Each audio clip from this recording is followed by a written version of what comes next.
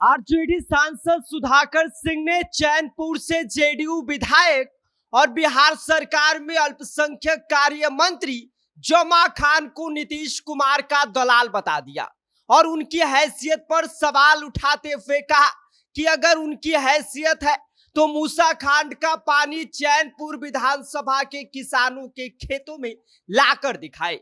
सुधाकर सिंह ने कहा कि आपकी हैसियत पानी लाने की नहीं बल्कि केवल नीतीश कुमार के लिए दलाली करने की है। क्या है पूरी खबर, सब कुछ आगे हम आपको विस्तार से बताएंगे, लेकिन उससे पहले मेरा परिचय जान लीजिए। मेरा नाम विष्णु है और आप देख रहे हैं जनता जंक्शन। जैसे जैसे बिहार में विधानसभा चुनाव का माहौल नजदीक आ रहा है, वैसे वैसे ही माहौल गर्माता जा रहा है।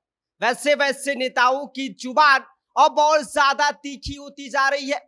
बक्सर लोकसभा सीट से आरजेडी सांसद सुधाकर सिंह ने कैमूर जिले के चैनपुर विधानसभा से जेडीयू विधायक और बिहार सरकार में अल्पसंख्यक कार्य मंत्री जमा खान को चेतावनी दे दिया, उनकी हैसियत पर सवाल उठा दिया। सुधाकर सिंह ने मंच से ही मंत्री जी को नीतीश कुमार का दलाल कह डाला और उनकी हैसियत पर सवाल उठा दिया। सुधाकर सिंह ने कहा कि अगर मंत्री जमा खान में वाकई ताकत है तो मूसा खांड का पानी चैनपुर विधानसभा के किसानों के खेतों तक पहुंचाकर दिखा दे।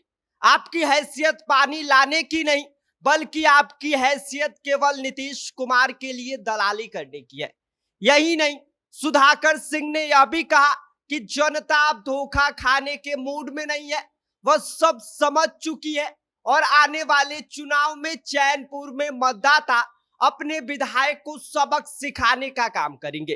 कैमूर जिले के चैनपुर प्रखंड के नगर पंचायत हाटा प्रजापति वाटिका 3 में आयोजित कार्यकर्ता सम्मेलन सह सम्मान समारोह में सुधाकर सिंह ने मंच से गुस्से का अपना ज्वालामुखी फोड़ दिया।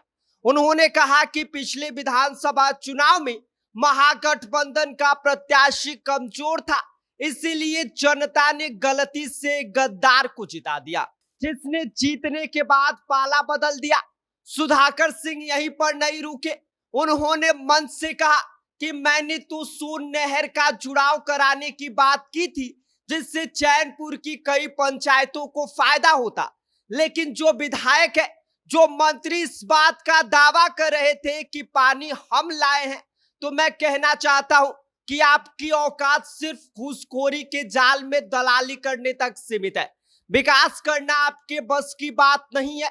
इतना ही नहीं, सुधाकर सिंह ने ही अपने ही दल के पूर्व विधायक संगीता कुमारी को भी कटघरे में खड़ा कर दिया और उन्होंने कहा कि एक साधारण सी महिला जो जिला परिषद का चुनाव तक हार चुकी थी, उन्हें लालू प्रसाद यादव ने आरजेडी का टिकट देकर विधायक बनाया, लेकिन लालू यादव की इज्जत करने के बजाय उन्होंने पैसे के लालच में बीजेपी का दामन थाम लिया।